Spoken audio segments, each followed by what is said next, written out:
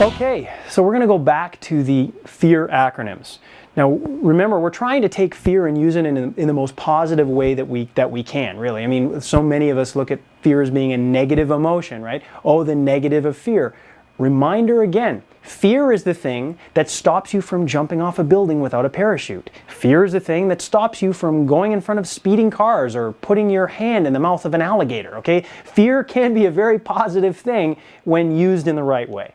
So let's go into, remember the first acronym we used was false evidence appearing real, right? Something physical in the present tense that you're looking at, and you're using this evidence in the present tense to predict the future.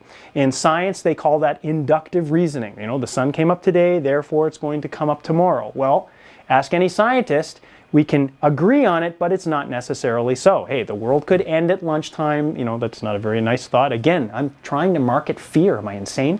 That's just something to think about, is we can't accurately predict the future. I think we'll all agree with that. Trying to get a small leap of faith here.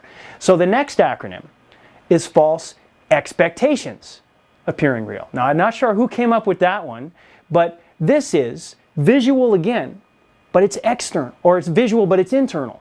See, false evidence is visual external. I can see the evidence of a car crash. I can see the evidence of a house being on fire. I can see the evidence of the 300-pound biker with scars on his face. False expectations are, for example, if we look at the business example from the last video, false expectations are the bank is foreclosing on your house. They're putting up a foreclosure sign. Or you're seeing your wife leave you because you're a loser because you have no money. Or you're seeing your kids crying because they don't have a home anymore. Those are expectations. And again, I remind you that if it's happening in the future in your brain, it's not real. It's a construct. It's something that you are building in your brain. And so I'm going to ask you a really stupid question. Whose side are you on?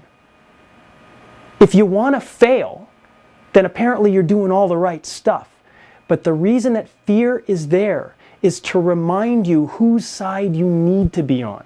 And if you need to be on your own side, that's where you got to start. There's an extraordinary quote by Dan Millman. He's written some wonderful books, and one of them was recently made into a movie called The Way of the Spiritual Warrior. And he has an absolutely brilliant quote that I'll share with you, and that is, when faced with a single opponent, if you doubt yourself, you're outnumbered. If you doubt yourself, you are outnumbered. That's expectations. If you expect failure, guess what? You'll probably get it. It's that old saying that, you know, whatever the answer to the question is for you, you're right. This is the choice that I'm going to make. Well, you're right. Why? Because it's the choice that you're making.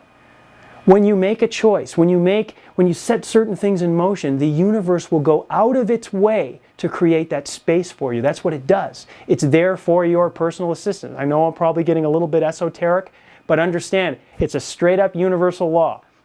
The stuff that you move towards, it's going to help you move towards it. And if it doesn't, trust me, the reason that you feel the resistance is because there's learning in place. There's something there that you need to learn in order to be able to move through. So enjoy those challenges. And that's what they are. They're not threats to you. They're challenges to help you move forward. So again, I want to remind you of this particular acronym. False expectations appearing real. It's visual, but it's visual, but it's internal. This is things that are going on inside your own head to sabotage your progress. So now what I invite you to do, just like last time where I said, look at the evidence in your life and use that physical thing to help you change your reality by moving towards the things that you see are getting in your way. And the same thing, what I'm going to do is I'm going to ask you, and this can be really difficult, I'm going to ask you to look at the thoughts that you're carrying in your head that are not helpful. And I'm going to ask you to maybe start changing those things around so that they can help move you in the right direction. So with a smile, I'm going to challenge you to maybe look at some of those things, change them into Warner Brothers cartoons if you have to in order to make them work out for you.